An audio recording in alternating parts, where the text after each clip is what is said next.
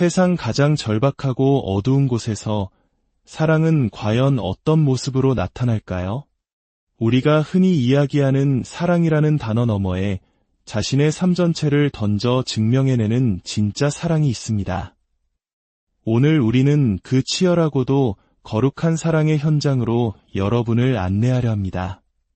한 선교사의 뜨거운 고백을 통해 말이 아닌 삶으로 복음을 전한다는 것이 무엇인지 그 놀라운 능력과 기적을 함께 경험하게 될 것입니다. 이 귀한 말씀을 듣기 전에 잠시 주님의 은혜를 나누는 일에 동참해 주시겠어요? 이 이야기가 당신의 마음에 울림을 준다면 구독과 좋아요를 눌러 더 많은 이들에게 희망의 메시지가 전달될 수 있도록 도와주세요. 여러분의 작은 손길이 누군가에게는 가장 큰 위로와 축복이 될 것입니다. 이 말씀을 듣는 모든 분들의 삶에 하나님의 평안과 은총이 가득하기를 기도합니다. 오, 하나님, 지금 이 순간 간절히 기도합니다. 하늘의 문을 여시고 당신의 임재로 이곳을 가득 채워주소서. 단순한 지식이나 감동을 넘어 살아계신 하나님의 심장이 우리 안에서 뛰게 하옵소서. 우리는 더 많은 것을 원합니다. 주님, 형식적인 예배나 모임이 아니라 당신 자신을 원합니다.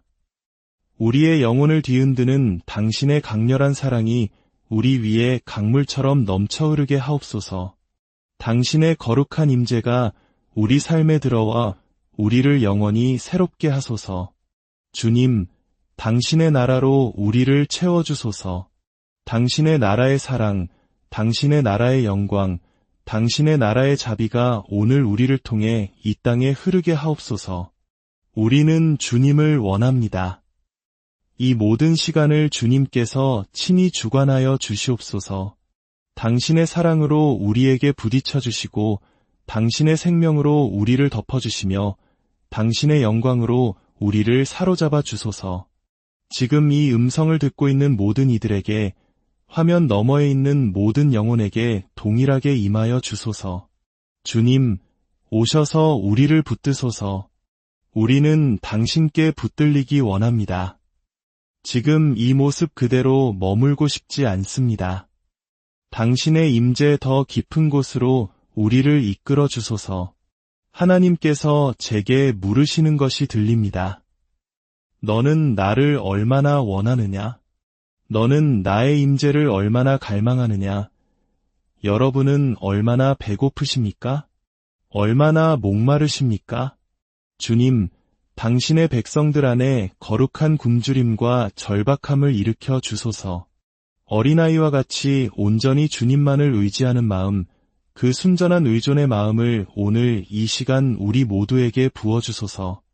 만약 주님께서 오시지 않는다면 우리는 단 하루도 살아갈 수 없는 존재임을 고백합니다. 우리가 얼마나 주님을 필요로 하는지 죽어가는 세상을 바라보며 더 깊이 깨닫게 하소서. 우리의 바구니가 가득 차서 흘려보낼 것이 있기를 원합니다.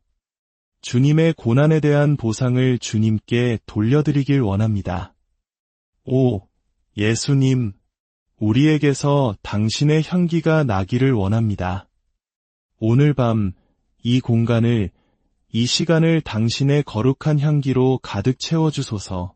제가 어떤 메시지를 전해야 할지 기도할 때 마음속에 4-5가지의 주제가 떠올랐습니다. 저는 설교를 위해 몇 시간씩 기도하고 성경을 읽고 예배하며 주님과 대화합니다.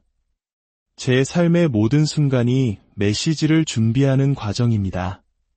그런데 그 모든 준비 끝에 주님께서 제게 이렇게 물으셨습니다.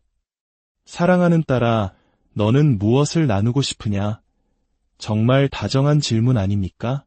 그래서 저는 오늘 제 세상을 완전히 뒤흔들어 놓은 한 가지에 대해 나누려고 합니다. 예수님께서는 산상수훈을 통해 당신이 어떤 분이신지를 그려주셨고 당신의 삶 전체를 통해 그 그림을 완성하셨습니다. 그것은 바로 성육신적 사랑, 즉 말씀이 육신이 되어 우리 가운데 거하신 것처럼 우리의 삶이 곧 사랑의 증거가 되는 것입니다. 진정한 선교란 무엇일까요? 우리가 파송받은 자가 된다는 것은 어떤 의미일까요? 그것은 바로 성육신적 사랑을 세상 속으로 가지고 들어가는 것입니다. 세상이 더 이상 저항할 수 없을 만큼 강력하고 실제적인 사랑을 말입니다. 마태복음 4장 23절은 이렇게 시작합니다. 예수께서 온 갈릴리에 두루 다니사 그들의 회당에서 가르치시며 천국 복음을 전파하시며 백성 중의 모든 병과 모든 약한 것을 고치시니. 여러분께 묻고 싶습니다. 이 시대 우리가 살아가는 이 도시에서 좋은 소식, 즉 복음은 어떤 모습이어야 할까요? 길거리에서 죽어가고 상처받고 모든 것을 잃은 사람들에게 복음은 무엇을 의미할까요? 그리고 우리는 우리 주변의 사람들에게 그리스도의 성육신적 사랑을 어떻게 전해야 할까요? 예수님은 항상 말로만 복음을 전하지 않으셨습니다.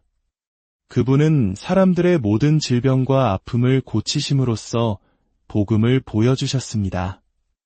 몇몇만 고치신 것이 아니라 모든 병을 고치셨습니다. 에이즈도 문제되지 않았습니다.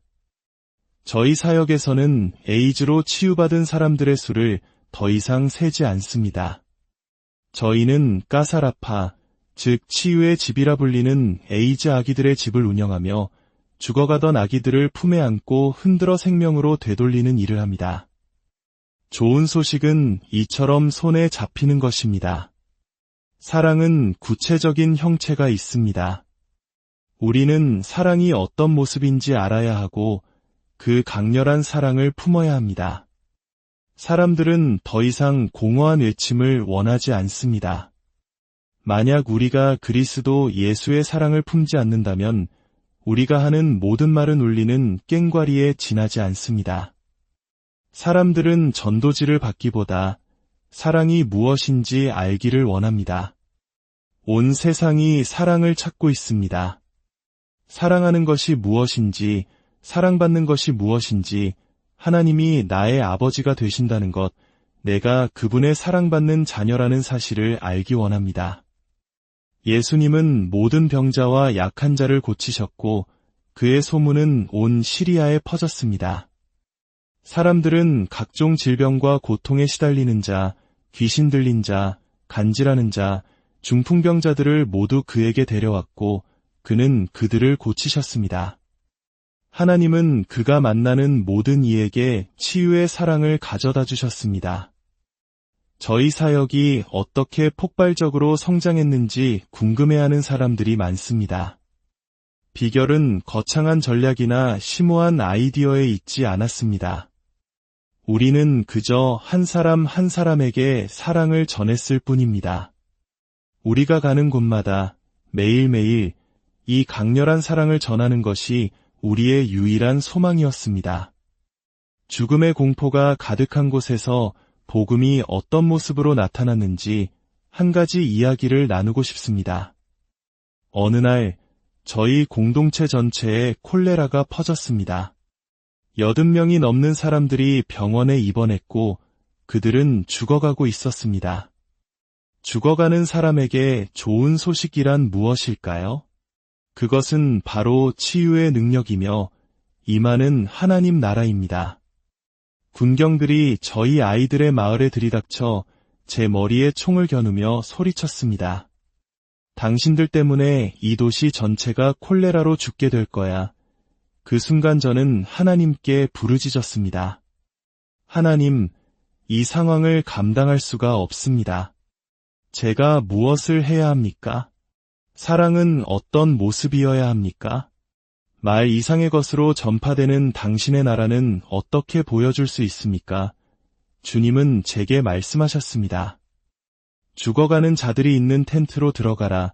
저는 순종했지만 어떻게 해야 할지 몰랐습니다. 동료 리더와 함께 병원으로 향했습니다. 그곳은 죽어가는 사람이 아니면 절대 들어갈 수 없는 철저히 통제된 구역이었습니다.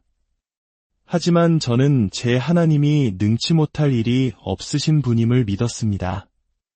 예수님께서 가시는 곳마다 모든 질병을 고치셨던 것처럼 제 아이들도 나을 것이라 믿었습니다. 방호복과 마스크, 장갑으로 무장한 경비병들이 길을 막고 있었습니다. 저는 그저 앞만 보고 똑바로 걸어 들어갔습니다.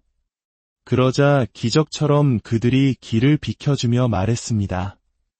안녕하세요, 마마. 하나님께서 천사를 보내셨는지 그들이 어떻게 저를 마마라고 불렀는지 알 수 없지만 저는 안으로 들어갈 수 있었습니다. 하나님께서 말씀하셨습니다. 아이들을 뺨과 뺨을 맞대고 얼굴과 얼굴을 마주하며 안아주어라. 장갑도 마스크도 없이 저는 순종했습니다. 아이들의 눈을 들여다보며 그들이 겪고 있는 공포를 함께 느꼈습니다. 한 명 한 명 품에 안고 사랑을 전했습니다. 아이들은 제게 토하고 모든 것을 쏟아냈습니다. 저는 우리 아이들뿐만 아니라 병원에 있는 다른 모든 환자들을 안아주었고 그들 모두를 예수님께로 인도했습니다. 그때 의사 한 명이 저를 보며 말했습니다. 당신은 미쳤어요. 당신도 죽을 겁니다. 저는 담대하게 선포했습니다. 아니요, 나는 죽지 않고 살 것입니다. 그리고 여기 있는 모든 사람들도 살아서 이곳을 걸어 나가게 될 것입니다. 첫째 날 약 30명이 퇴원했습니다.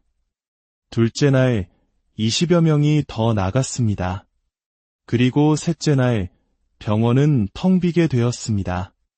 할렐루야! 주님께 영광을! 얼굴과 얼굴을 마주하는 온전한 사랑이 모든 두려움을 내쫓았습니다. 여러분, 선교사로 헌신하고 싶으십니까? 여러분이 사는 도시에서 급진적인 사랑의 실천자가 되기를 원하십니까? 그렇다면 우리에겐 절대 포기하지 않는 죽음도 불사하는 끈질긴 사랑이 필요합니다. 눈앞의 사람을 얼굴과 얼굴로 뺨과 뺨으로 마주할 수 있는 그런 사랑 말입니다. 저에게 미쳤다고 말했던 그 의사는 나중에 저희 의료 클리닉에 와서 함께 일하게 되었습니다. 우리가 우리 자신을 내려놓을 때 예수님은 사람들의 삶을 변화시키십니다. 기억하십시오. 사랑은 구체적인 모습이 있습니다. 목마른 자에게는 한 잔의 물이 되고 굶주린 자에게는 한 조각의 빵이 됩니다. 한 번은 정말 끔찍하게 실패한 집회 이야기도 해드릴게요. 저희가 처음으로 교회를 개척하려던 지역이었습니다. 그곳 사람들은 다른 신앙을 가졌고 기독교인들을 극도로 싫어했습니다. 설상가상으로 음향 시스템은 지옥에서 온 것처럼 끔찍했고 유일한 전구는 발전기 때문에 깜빡거렸습니다. 아이들은 소리를 지르며 뛰어다니고 어른들은 돌멩이를 들고 경계했습니다. 모든 것이 재앙이었습니다. 설교하던 유명한 목사님마저 마이크를 내려놓고 포기하고 떠나버렸습니다. 저는 주님께 물었습니다. 이제 어떡하죠? 주님은 말씀하셨습니다. 결단의 시간을 가져라. 저는 되물었습니다. 이런 상황에서요. 누구를요? 주님께서 말씀하셨습니다. 귀신 들린 자들을 불러라. 저는 군중을 둘러보며 생각했습니다. 그런데 주님, 저기 있는 사람들 전부 다 그런 것 같은데요. 주님은 스스로 귀신 들렸다고 아는 자들을 부르라고 하셨습니다. 그래서 저는 외쳤습니다. 여러분 중에 밤에 잠 못 이루고 악한 영에 시달리는 분이 있다면 앞으로 나오십시오. 그러자 사람들이 나오기 시작했습니다. 정말 끔찍한 광경이었습니다. 그들은 땅을 구르고 괴성을 질렀습니다. 저는 다시 물었습니다. 주님, 이제 어떡하죠? 주님은 단순하게 말씀하셨습니다. 내쫓아라. 저는 약 36명의 사람들 앞에서 외쳤습니다. 예수 그리스도의 이름으로 명하노니 떠나갈지어다. 그 순간 그들 모두가 마치 땅에 붙어버린 것처럼 그 자리에 꼼짝 못하고 쓰러졌습니다. 저는 놀라서 생각했습니다. 아, 멋지다. 이제는 뭐하지? 저는 쓰러진 사람들을 하나씩 일으켜 세우며 물었습니다. 예수님을 영접하시겠습니까? 한 사람씩 예수님을 영접하고 구원받았습니다. 그런데 제가 줄의 중간쯤 갔을 때 한 남자가 아니오라고 대답했습니다. 저는 그에게 말했습니다. 그럼 줄 맨 뒤로 다시 가세요. 그 광경을 지켜보던 돌멩이를 들고 있던 마을 사람들이 눈을 동그랗게 떴습니다. 아이들도 싸움을 멈췄습니다. 그들의 눈빛이 변했습니다. 제가 다시 물었습니다. 이제 예수님을 원하는 사람 있습니까? 그러자 온 마을이 떠나가라 소리쳤습니다. 네. 예수님을 원합니다. 그렇게 그 미전도 종족 지역에 첫 번째 교회가 세워졌습니다. 예수님은 말씀하십니다. 내가 갈 때에 죽은 자를 살리며 나병 환자를 깨끗하게 하며 귀신을 쫓아내라. 너희가 거저 받았으니 거저 주어라. 이것이 바로 복음의 능력입니다. 이것이 바로 성육신적 사랑입니다. 그것은 단순한 말이 아니라 세상을 바꾸는 실제적인 능력입니다. 여러분이 가는 모든 곳에서 이 살아있는 사랑을 전하는 축복의 통로가 되기를 예수님의 이름으로